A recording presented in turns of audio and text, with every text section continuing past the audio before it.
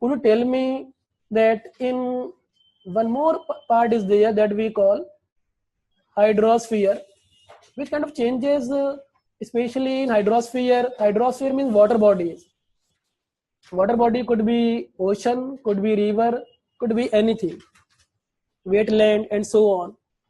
So you can say that hydrosphere is including ocean, river, lake, any kind of water, you can say. But main water in which part? Ocean water. Which changes we are observing in hydrosphere or recent change?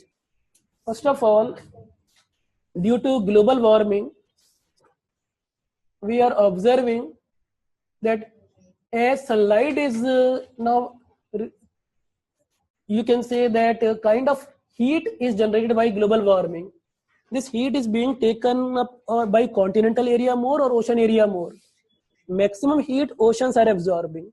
Water is good absorber of heat, and water is having capacity to absorb more heat. Once you boil the water, then water will be boiled in a lot of heat.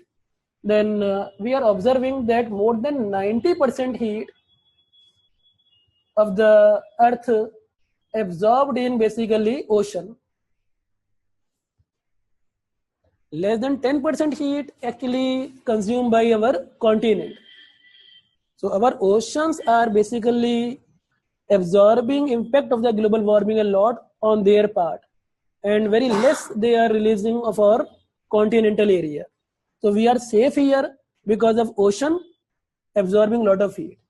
Unfortunately, ocean have capacity to absorb this heat. Then due to excessive amount of absorption of the heat by the ocean water, more than 90% absorption of this heat,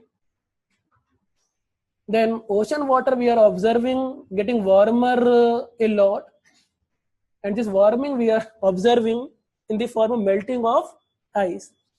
That is in Arctic region, that is in Himalayan glacier, that is also in Antarctica.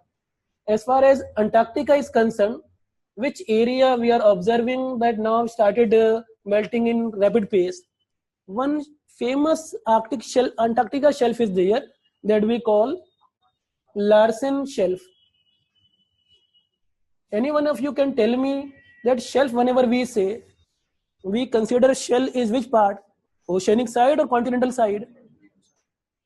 Oceanic water, continental shelf is having oceanic water. So whenever we say shelf area, that would be basically oceanic water in frozen form around which continent? Antarctica. It is oceanic water that is in frozen form. Now we are observing a kind of rapid melting here, and that is causing a rift in Larsen shelf. Once this ice would be separated due to this melting is occurring, dividing Larsen shelf, then this ice we will call by which name? Large ice block, and we will call these ice sheet or iceberg. These would be called as iceberg. Iceberg is what? Iceberg is basically which kind of ice pieces? Those are in the water. Those are floating ice blocks. One iceberg famous for Titanic crisis. Could you tell me that iceberg once will be melted, then will they increase any kind of sea level? No, because ice is only occupying which area? Floating masses these are. So these itself not increasing the sea level. According to the floating principle, sea level will not increase by iceberg melting. But you know it very well, in case it is Antarctica, and around Antarctica ice is melting, for example, which shelf? Larsen shelf, divided in two parts, and this part will be merging into the water, then it is leading to more iceberg creation. Yes. Then if I say once water will be changed, then this water will be slightly denser or lighter due to more ice melting. That would be lighter water, because ice melting will release which water? Saline or fresh? Fresh water. And thank you. And if we discuss that Once fresh water would be added more here, then water would be changed, and it will affect the vertical movement of the oceanic water. It will control upwelling and downwelling. So which thing would be changed in future? Upwelling and downwelling, that is dependent upon the salinity factor, and also so more ice melting will lead to change in vertical movement of the oceanic water, that we call downwelling, upwelling, and this circulation one we call thermohaline circulation. What we call this circulation? Thermohaline. More fresh water content, tendency of this water will not to go down much. So thermohaline circulation will be changed. Thermohaline circulation when we call vertical movement or density current, like upwelling, downwelling. In polar area, normally we see downwelling, upwelling due to colder water, downwelling. But in tropical area, we see upwelling. But overall circulation would be changed. And that will in long run will change which effect, which movement? Oceanic current. So oceanic currents also we are observing ocean currents being affected by that. The ocean water movement is affected by this kind of change. Ocean currents we are observing. Any one of you can tell me that any other thing we are observing in hydrosphere other than that due to increasing temperature? Even we are observing one more change a lot in recent time that we are calling coral bleaching. Especially in which year we have seen a lot of coral bleaching? Last year 2016. But it is started from which year? 2014, then 15. Due to which factor? El Nino factor that increase the temperature of which ocean? Pacific Ocean.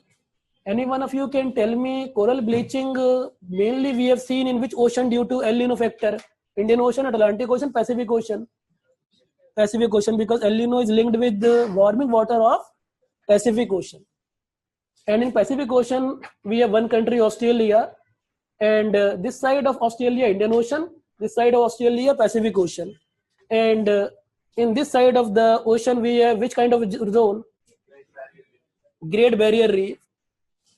During strong El Nino in 2015, we have seen that Pacific water along the equator got warmer.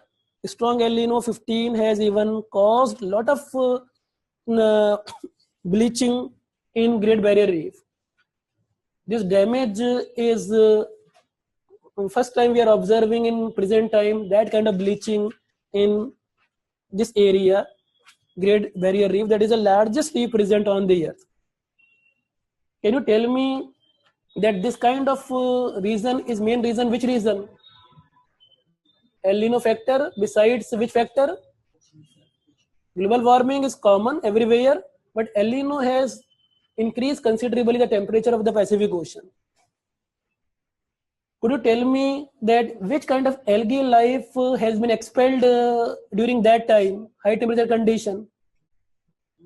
Zooxanthal algae was expelled. So that is basically the mutual relationship in coral reef of algae and algae life and which life mutual relationship? The coral polyp. But coral polyp in high temperature condition become stressed and they expel algae from their body and their color is becoming change or white color. तो जब temperature बढ़ जाता है coral polyp थोड़ा तनाव में रहते हैं तो वो अपने पार्टनर को निकाल के बाहर फेंक देते हैं, लड़ाइयाँ ज्यादा करते हैं, एल्गी बाहर निकल आता है, but they don't realise who would make the food in the house. खाना बंद हो जाता है बनना, coral polyp also dying. But this could be reversible process or irreversible. Reversible. Once again, partners can once again come. So if proper you can say temperature will be reduced, then once again some kind of growth. It is not, you can say, irreparable loss we can again get. So coral bleaching is irreversible or even reversible, But maximum damage we have seen in Great Barrier Reef due to global warming. In recent time, due to global warming, we are observing more cyclone in the ocean area, because cyclones are linked with which kind of thing? Ocean temperature. So more cyclone we are observing on Australia. One cyclone will hit Great Barrier Reef. It will further damage the coral reef. So we are observing more cyclone, and coral reef are getting damaged a lot. So overall, oceanic area, we are observing changes are occurring. Coral bleaching, coral damage due to more temperature increase, El Nino factor, cyclonic factor. Any one of you can tell me one more thing we are observing due to global warming?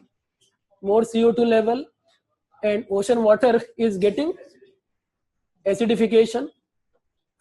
pH level of the ocean water has reached to which level last year? 8.3 or 8.1? 8.1 from 8 point.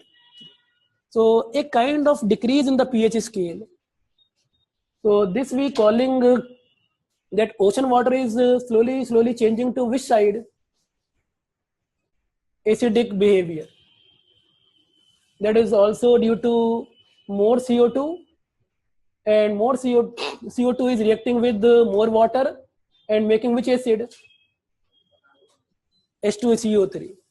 That is increasing the hydrogen ion and thus causing more acidity in the water. H2CO3 is changed this carbonic acid into 2H plus CO3, and more the hydrogen ion, then more the acidity, less the acidity, more the acidity. Hydrogen ion is increasing the acidity by combining with other kind of reaction, creating the acidity. So wherever hydrogen ion would be more, acidity would be more. For example, H2SO4, 2H plus SO4, then lot of acidity. So hydrogen ion is responsible for acidity. So ocean acidification, and it would be also causing problem, you can say. Number of other issues are there due to ocean acidification, even coral bleaching faster. It is vicious cycle. It is cascading effect, positive feedback we are calling that. One event is helping other and other is again helping other, then a kind of loop is being formed. Any one of you can tell me one more kind of vicious cycle or positive feedback we are observing? More the warming, more the melting of ice. Then if ice would be melted, which part would be exposed? Lower area. And you know it very well, suppose we have ice above and below the water due to in Arctic area or Antarctica area. Once ice would be melted, lower part would be exposed, and lower part once will be exposed, then even the vegetation buried under ice will also be exposed. Then this condition would release which kind of gas? Methane would be released. This methane that is hidden, that is not able to reach to atmosphere, once ice would melt, then more methane would be exposed to the atmosphere, and more methane, more global warming. More global warming, more melting. More melting, once again, more methane released. A kind of increase in temperature. So our system is reaching to that state that we are calling positive feedback or irreversible state even, or cascading effect or vicious cycle. And oceans, we are observing this phenomena a lot. More melting of ice, more methane. Methane is basically produced in anaerobic condition, but once ice will be melted, methane would be released. So from which area a lot of methane we are observing? Siberian zone, Greenland side, Antarctica side, more methane is released. That would go to the atmosphere. It is having global warming potential very high, more than CO2, and causing increase in temperature even. Okay, ocean acidification, more methane release, ice melting, sea level rise, especially continental ice, more cyclone, and also coral bleaching, all are interlinked also. And more biodiversity depletion we are observing in the ocean. And fish production will also be affected by that due to this reason. Coastal people having one problem, even due to sea level increase, worldwide land is getting submerged. Can you tell me, any one of you can tell me that recent report has indicated that in which area more submergence other than Sundarban Delta? We lost maximum area in Nicobar Island. So recently in Indian side also report came due to sea level increase, Nicobar Island of India lost maximum area. Nicobar Islands, lot of islands submerged into water. Tsunami of the past also responsible, but sea level rise also responsible. Other than Nicobar Island, we are losing the area in which state? West Bengal, Sundarbans. I think I even told you new more islands submerged. So overall, we are observing coastal land now submerging. We lost more area in Nicobar, number one. Second is which area? West Bengal area, Sundarbans. Okay, any other thing in hydrosphere?